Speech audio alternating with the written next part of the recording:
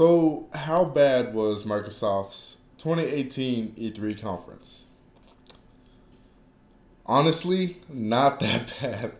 Not that bad at all. Definitely exceeded my expectations.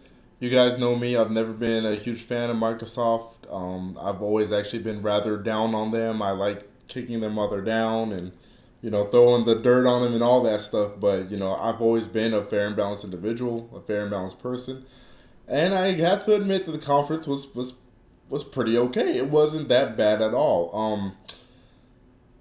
Would I even go as far as to say that it was actually pretty good for Microsoft standards? Definitely doesn't hold a candle to like Nintendo's best that they've had or Sony's best that they've had. You know what I mean? Um, but as far as Microsoft goes, I was fairly impressed, and I walked away from that conference without being, completely disgusted and repulsed. Let me pull up the recap here.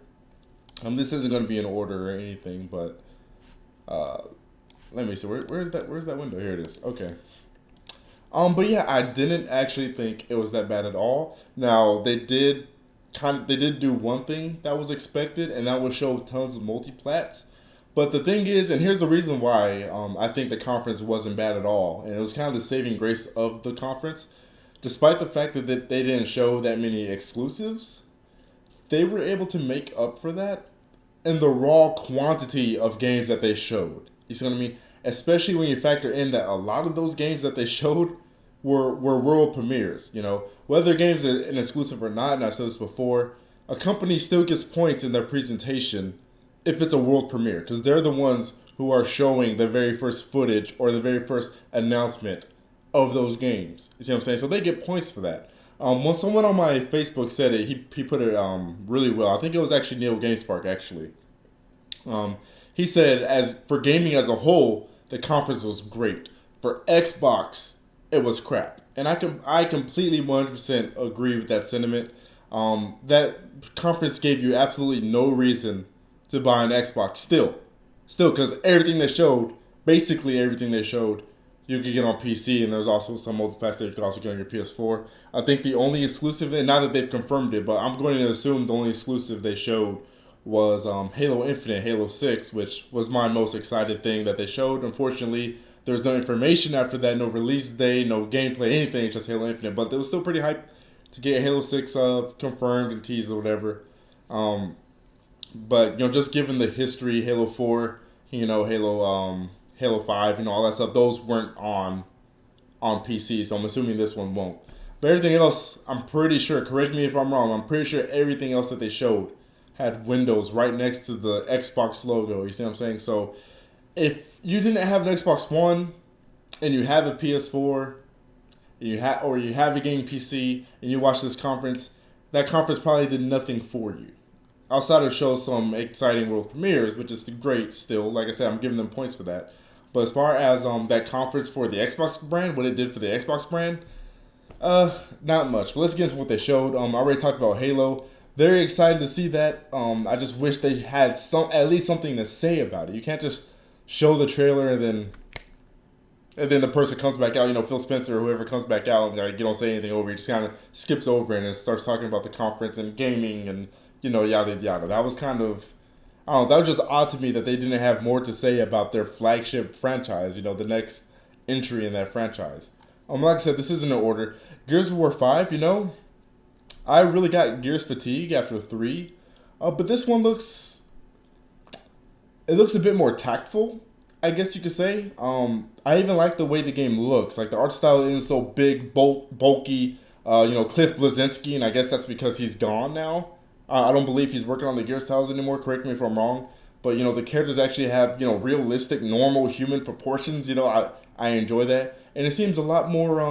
The story seems a lot more interesting and intricate and whatnot. So like I said, it's Gears with more finesse, both on a visual standpoint and a gameplay standpoint. Even the gameplay looked like they had a couple different things going on there. So the game just seems like it just has a lot more finesse and intricate things going on there. I'm definitely interested in Gears 5. Might pick that up on PC. They showed Fallout 76. I don't care about Fallout, ladies and gentlemen. I refuse to play a game series where the developer refuses to finish their games. They're still running off of a modified 1998 engine. I'm not playing a game where I'm not playing these games in 2018, but they still look like they're 2005 games. I'm not doing it. They're glitch fest.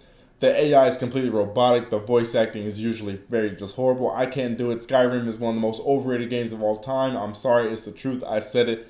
Deal with it, man. Devil May Cry 5.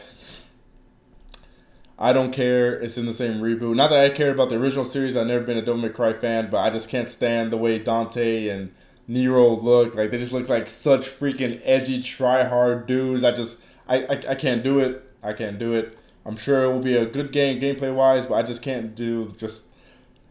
I can't, man.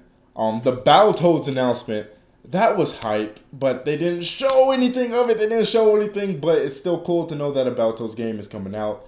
They showed the Frozen World in Kingdom Hearts 3. That's something we expected, but just cool showing. They spent way too much time on Forza 4.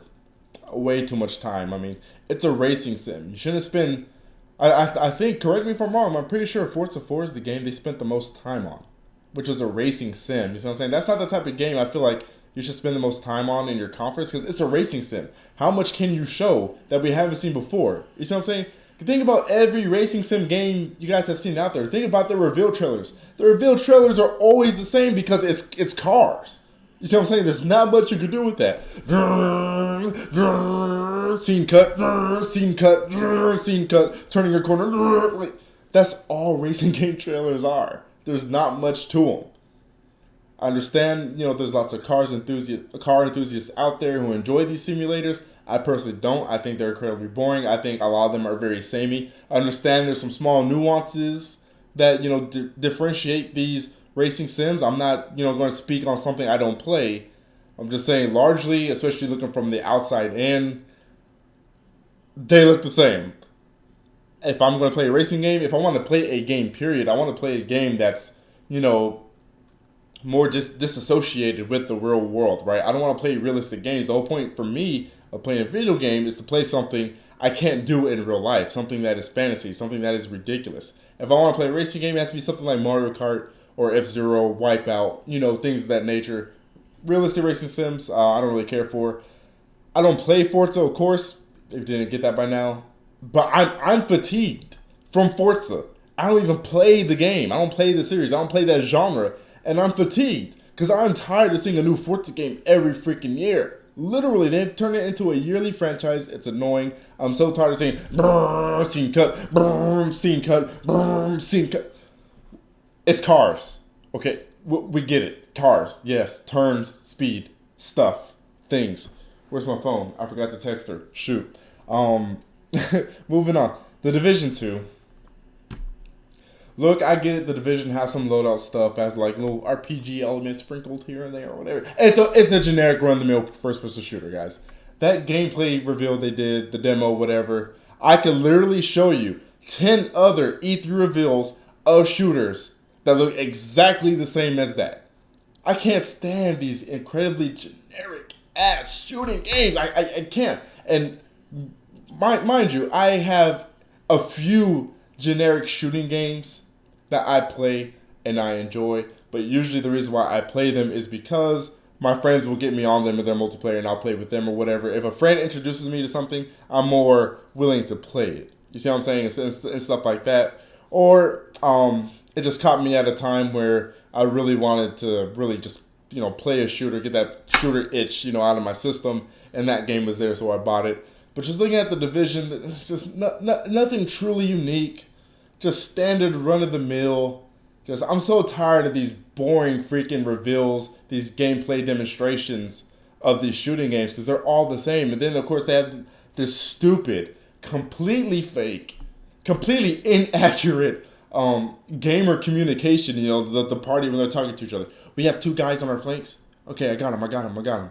Get him over there. Yes, good going, guys. We don't talk like that, okay? And I can't believe we have these gaming studios who I assume play games themselves think that we talk like that as gamers. We don't talk like that. Well, the chick in that gameplay demo was like she commented on the crash plane. She was like, "Oh man, like that was a really bad landing." Like we don't talk like that, you know, like that stuff in these freaking gameplay demos of these team-based shooters, whatever. They piss me off because they just make us seem so freaking corny. You know, much more cornier than we actually are. You know, I can't stand that fake freaking gamer banter they do in the shooting game demos. It pisses me off. Crackdown 3. Terry Crews is lit. Terry Crews is hype. That's not going to be enough to save the game, Microsoft. I'm sorry. The game is still going to flop. You've waited way too long for the game to come out. By the time it comes out 2019, I really don't think too many people are going to mess with that. Ori and the Will of the Wisp. That game looks incredible. Haven't played the original. Wanted to. Maybe I'll get back around it. I probably will be buying an Xbox One again if Halo, excuse me, if Halo Infinite is an exclusive to Xbox One. I will have to buy an Xbox One again. Because for those of you who've been following me for a while, the reason why I bought an Xbox One in the first place was literally because of Halo 5. If Halo is an exclusive to Xbox, I will buy an Xbox. That's the only thing. The only thing. The moment Halo goes to PC, the Xbox brand is literally irrelevant to me at that point. Sekiro, if I'm pronouncing that correctly, Shadows Die Twice. Game looks pretty cool. I can definitely see myself copping that, picking it up. Not exclusive, of course, but it was a world premiere. It's the first time we saw that game, so they get points for that. They get props for that, and it looks pretty good. I'm interested. That's definitely on my radar. Dying Light 2, I didn't play the first. I wasn't really interested in it. But I do like the changes that they showed in the game. It wasn't doing anything like, you know, huge, innovative, or anything like that. But I think what they did do was a good fit for, you know, that type of, you know, game style. While I haven't played the game, like I said, I have, you know, watched a lot of it, you know, and I know what's up with it. You know, I know what Dying Light's about. I know what it plays like and whatever. I think the little gameplay and world decisions and choices they add into the game, I think it's a really cool fit. I might fuck around with that. We'll see. Metro Exodus, kind of the same boat. I actually have not played a Metro game. I played like demos of them, but I've never played a full, you know, like retail copy of anything like that. But seeing this game kind of made me interested to hop into the series, so maybe I will. Of course, you know, another multi-plat. And then Microsoft also announced that they had a bunch of first-party studios that they're investing in, which is great. Good announcement. And of course, these first-party studios are going to mean more games, so it's a good announcement overall. I'm not trying to say this next thing I'm going to say, which you guys know I'm going to bring up. It's not to, you know, just completely nullify this factor. Like, it's great that they're investing in first-party studios. It's great that they want more first-party games. And here it goes. But of course, if they're on the PC as well, that doesn't do anything for Xbox. It does something for Microsoft. Yeah, Microsoft makes more money. And again, I don't think it's completely idiotic to put these games on PC because at the end of the day, they're still making more money being able to sell more copies by putting it on a whole different platform. Yes, but it's like that conflicts with running a console. You see what I mean? Like, I just feel like they're stunning the console sales by putting everything, that they own on PC. I guess they figure they can make more money off of the game sales on PC than if they were to sell more units of the Xbox One. I'm guessing that's the logic they've kind of worked out. I don't know if they've actually talked about those logistics themselves or whatever, but that's the only thing I can assume that they're thinking. Otherwise, this whole putting everything on PC thing just really doesn't make sense. And before, I thought they were slowly trying to get away from the console business, but then they confirmed that the next Xbox is in development, so it's like, okay, next Xbox is in development, but why would anyone buy that Xbox at launch if you guys are still going to be on this throw everything on PC train, you know? What's the point? I have a PC right now, off the bat, right? I don't need the next Xbox unless it launches with a Halo game. God damn it, I hope it doesn't because I don't want to have to buy a freaking $300, $400 machine just for one game like I already did before, but I'll do it. I'll do it for Halo because I love Halo. A lot of people, you know, debate the quality of the 343 Halo games. I think they're fine. Yes, they made a couple design choices and decisions I didn't like as a Halo fan, but I think overall 343 has still done a great job with the Halo franchise. The campaigns to me have still been pretty damn awesome. I can understand some of the multiplayer gripes, but I think the campaigns have been amazing. I can't think of a single Halo game that had a crap campaign other than ODST, but that's not a real Halo game because that was just a spinoff and that game was boring as fuck. The one good thing about it was Firefight.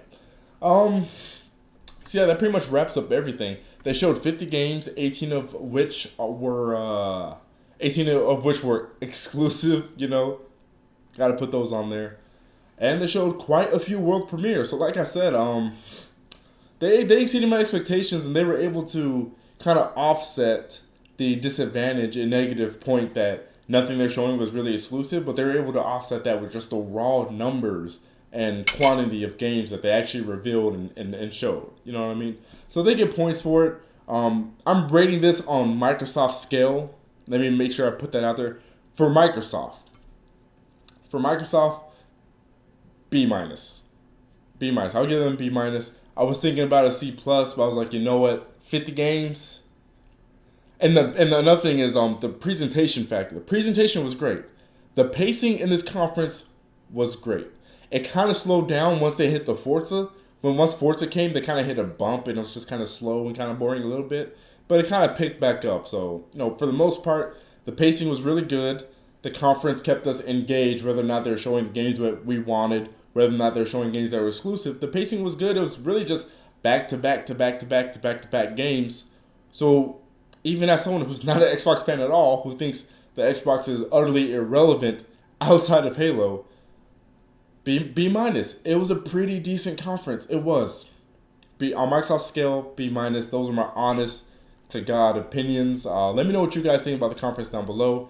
Make sure you guys, again, follow me on Twitch, twitch.tv/Shokio. I will be streaming Sony's conference tomorrow. I will be streaming Ubisoft's. Who else am I missing? There's like 4 conferences going on tomorrow, right? Let me see.